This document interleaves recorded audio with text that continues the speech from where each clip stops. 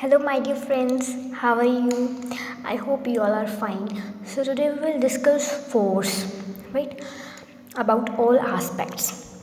So, these are some topics that are main in this chapter. So, let's begin. For example, this is a ground, and there is a one body lying on that ground.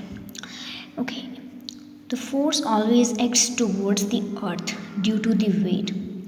Now, this body has some mass and weight as well, right?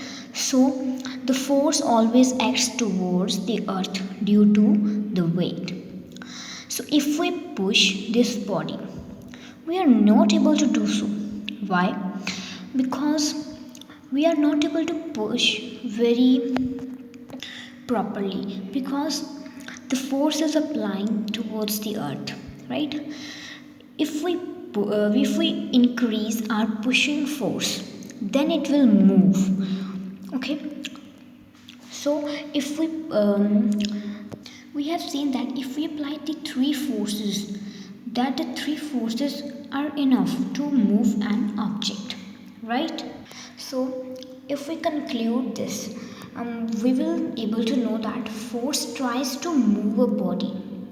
Now, force is a pull or push of an object, right? We can push something or pull something, like here. Here we have studied about the pushing. Now we will study about the pulling of substance. Okay, like this is a hook. Okay, and there is a one body.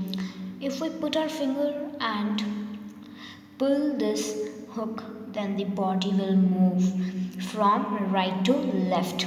So this is about some common information, common definition of force. This is, I have taken one more example, that is like there is a wall. If we push or pull it, it will not move because it is fixed, right?